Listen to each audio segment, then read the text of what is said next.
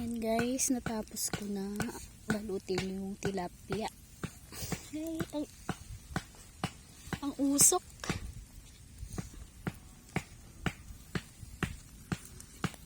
Yan, usok. Grabe. Wala kasi kaming ihawan dala, kaya DIY na lang.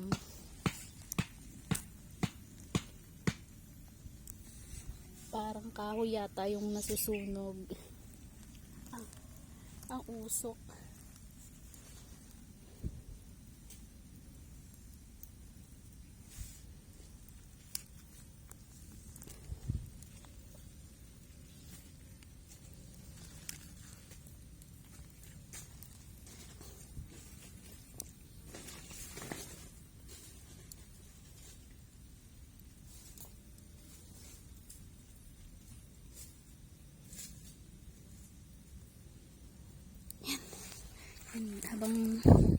Habang iniihaw ko siya, iniihaw ko yan, ikot muna tayo sa mga tanim ko. Ayan, 3 weeks na to, no? Itong mga ano natin, no? 3 weeks na tong mga balinghoy. Ako na yung ano, ay sumagot eh. Yung mga okra kinain ng ano. Ay, wag mo apakan yung ano. Nasaan na yung dilaw na kamot? Ano? Ililipat ko siya kasi maglalagay ng... Saan? Meron pa dyan?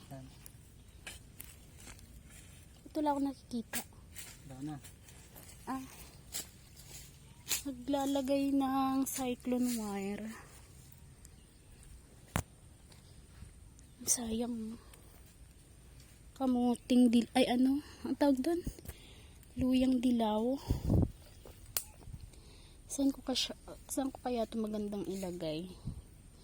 Ayan oh, yung iba, luyang dilaw yan. Okra, kinain ng uod. Ayan, may uod oh. Uubusin niya yung ano, uubusin niya tong dahon. Ilipat lang natin doon. Yan, para yun yung kakainin niya. Ito yung gabi, luyang dilaw, okra, gabi. Ayan, tawag na ito, balinghoy. Balinghoy ba yun? At gabi at okra. Ayan, tumubo ng ano ko, sayote, nag-iisang sayote ko. Nakakatuwa naman yung mga tanim ko. Ayan yung sayote, gagapang yan siya hanggang dito sa puno na to. Yan, hanggang doon. Yan yung gagapangan ng mga sayote at ano, ube. Ayan, yung kamuting kahoy. Talagang may dumadaan pa rin dito. Ayan, kamuting kahoy, okra. At saan pa yun? Ang saging, di ko alam kung magsusurvive. Ito, malunggay to. Yan, hindi ko pa alam kung mabubuhay. Ayan, kamoteng kahoy. Ayan. Ayan. Ayan, kamuting kahoy. Ito yung pang 2 weeks namin na tinanim. Saan pa yung iba? Ay, ito. Ito siya. Mamaya lalagyan ko ng ano. Baka maapakan.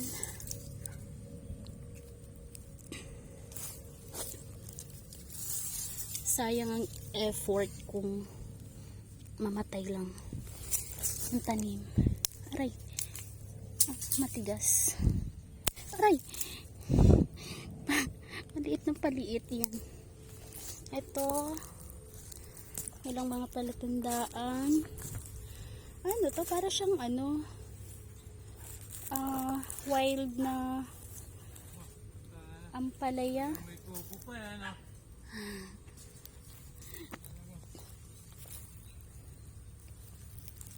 Akala ko si Tina. Nandun po sila. Akala ko si Tina, sorry. Ando po sa dulo. Sa dulo. Opo. Ayun, ito ba nabili nyo? Opo. Ilang square meter? 100 po yata to. Mga 119. Bakit sulok naman? Ayun na po. Ito na lang po yung available. Sige, sama kayo. Sa Imus pa po kami. Ay, ano balak nyo rito? Investment lang. Opo. At taniman ng gulay. Para hindi naman masayang. Sayang.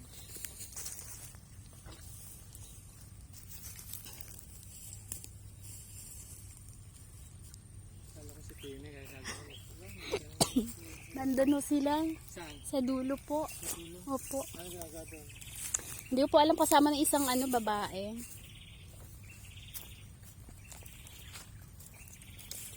Nasaan na kaya yung mga ano ko dito? Yun yata yung may-ari ng lupa na napagbilhan namin. Si Kuya. Ayan o. Ito yung 3 weeks. Ito yung 3 weeks na kamuting kahoy. Ayan, 3 weeks na tanim namin. Uy, may ube dito.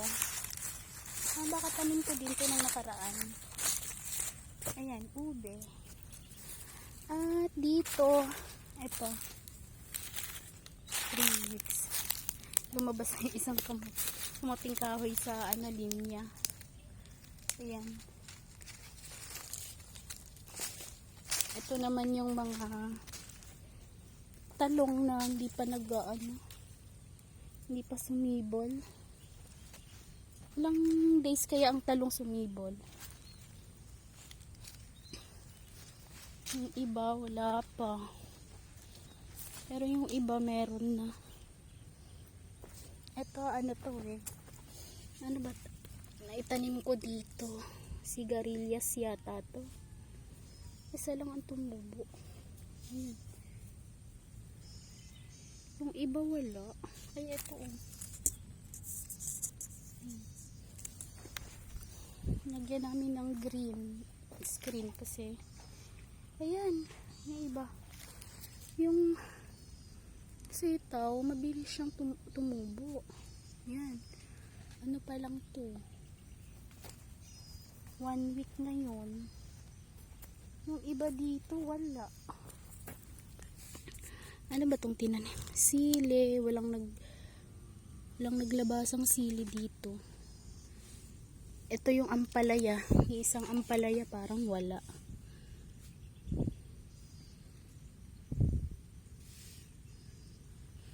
Walang nagpakitang ampalaya. Uy, siguro kailangan dito mga bago taniman to, baka sa mga muna maliliit na paso para hindi rin pag ulan. Nawala yung iba, hindi tumubo. Ito wala Bakit kaya? Bakit kaya?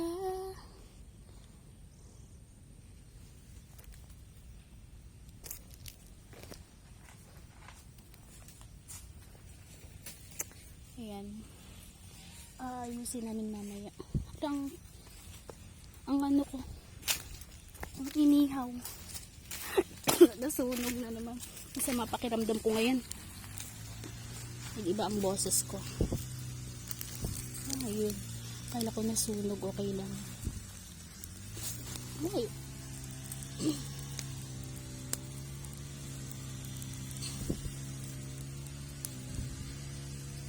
Uy, naputol. Ang hirap palang walang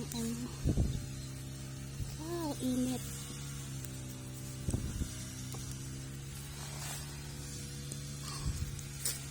sunog na.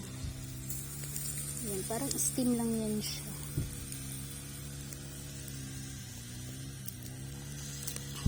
Init ah.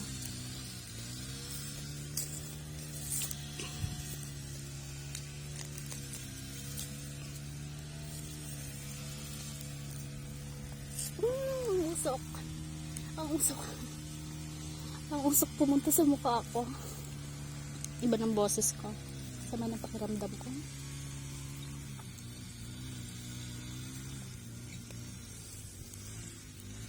Natuyuan kasi ako ng pawis.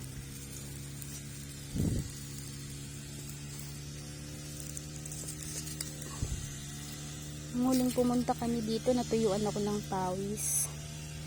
Kaya masama ang pakiramdam ko ngayon, pero minom na ako ng Biogesic para hindi na tumulo yung lagnat.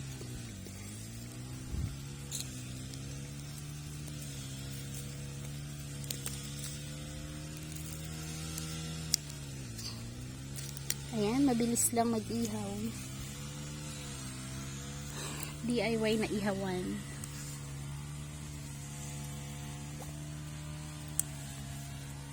Ito yung paligid. Ayan, may aso dito.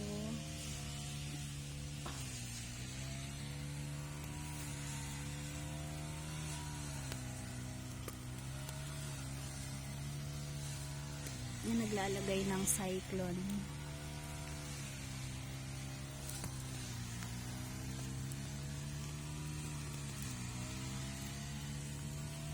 Ganda ng uling na nabili namin, eh.